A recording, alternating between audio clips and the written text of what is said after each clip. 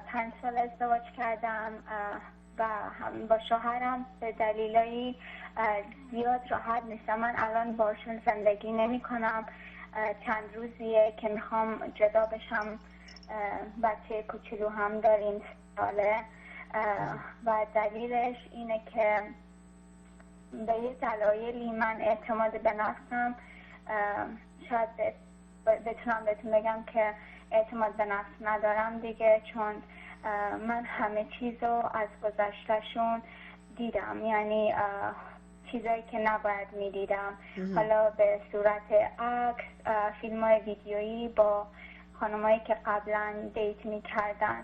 بعد من از اون موقعی که این چیزا رو دیدم اعتماد به نفس ندارم، بهشون اطمینان ندارم و هر روز وقتی خونه نیستن من فکر میکنم که به هم خیانت میکنن و وقتی خونه هستن و من نیستم فکر میکنم کاری میکنن که نباید بکنن و این منو آزار میده. من نمیدونم الان من شوهرم رو دوست دارم یا نه.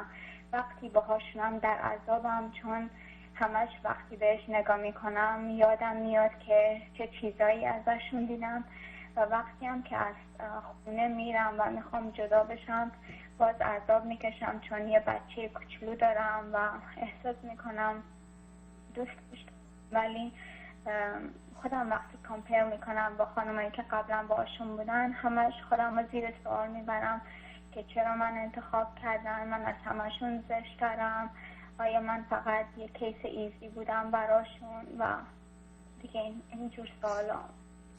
میخواستم ببینم نظر شما چیه، من چجوری میتونم راحت کنم. اوکی. من چون نمیدونم چی دیدین تو اون عکس و ویدیو، میشه یه ایده‌ای به من بدین؟ عکس و ویدیو بوده که مثلا ایشون توی مهمونی جایی خونه‌ای با گرفرندش بوده یا پرایوت جایی که نباید میدیدم. پرایوت یعنی ایشون ویدیویی دارن که با هم دیگه سکس داشتن، ویدیو گرفته بودن؟ بله. اوکی. اینا چیزایی نیست که شما نباید ببینید. مگه تا حالا فیلم پورنو تو عمرتون ندیدین شما؟ ناراحتم کرد چون شوهرم بود. میدونم، ولی شوهرتون قبل از اینکه شما از راه برسین زندگی دیگه ای هم داشته، درسته؟ بهتون دروغ هم که نگفته بوده من گرفرند نداشتم. بهم گفته بودن که من اصلا نداشتم. آها، بس دروغ گفته بودن بهتون. بله. اوکی. بعد شما چی؟ شما بویفرند داشتین تا حالا تو عمرتون؟ بله، ولی نه به اون صورت. من فکر میکردم در حد سیمپل دیتینگ، مثلا عاشق بودیم. اوکی. شما برای شما هیچ تجربه‌ای تو زندگیتون نداشتین از سکس و رابطه؟ نه. اوکی. دلیلی داشت که شوهرتون به شما گفتش که منم نداشتم؟ آیا مثلا از لحاظ دینی قرار بوده شما هیچ کدومتون کاری نکرده باشین؟ از لحاظ دینی که بله، ولی الان از نمیدونم چرا واقعا به من دروغ گفته بودن. خب برای اینکه دلیلش واضحه، برای اینکه شما نمیتونین هندل کنی، برای هم بهتون دروغ گفته بودن. برای اینکه نگاه کنین ببینین شما آیا کسی هستین که با فکر باز و خیلی راحت از این موضوع میتونستین رد بشین که خب بوده که بوده، خوش به حالش.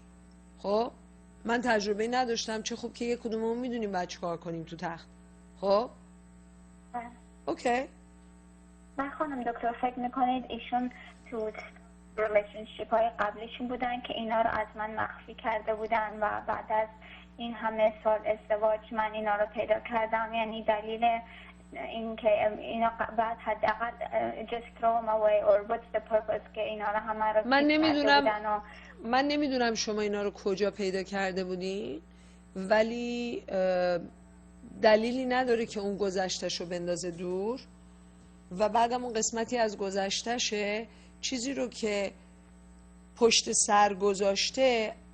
من نمیدونم آیا شما هیچ وقت نمیرین آلبومای عکس قبلیتون رو نگاه نمی‌کنین؟ آیا بنابراین اونم اگه میره گذشتش رو نگاه میکنه خب میره نگاه میکنه. حالا اگه شما درگیریتون به اینه که این چرا یه گذشته‌ای داشته و یا چرا میره اونا نگاه، من نمیدونم و شاید هم نمیره نگاه کنه. شما الان درگیر شدین و آیا همسرتون میدونه شما میرین اینا رو نگاه میکنین؟ باز اونم من نمیدونم. میدونین؟ و شما برای خودتون الان یه جهنمی درست کردین که باور من اینه که این ربطی به شوهرتون نداره. این ربطی به اینی داره که ظرفیت این که با واقعیت انسان بودن روبرو بشین برای شما نیست.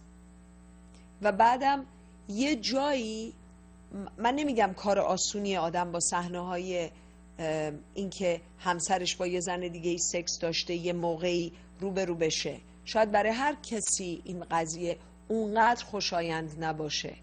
خب ولی شما رفتین دنبال این قضیه و بعدم باش برخورد پیدا کردین، درسته؟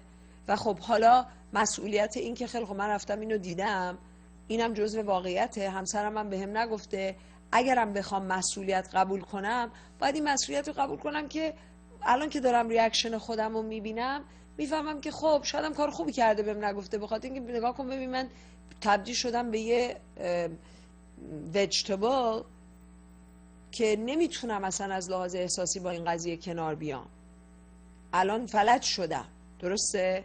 پس شایدم اون اینو در من دیده که من به خاطر عدم تجربم در زندگی نمیتونم بفهمم که اون این قضایا رو پشت سر گذاشته، اگرم اون آدما رو میخواست خب میرفت اونا رو میگرفت، نخواسته حتما اونا رو اومده منو گرفته.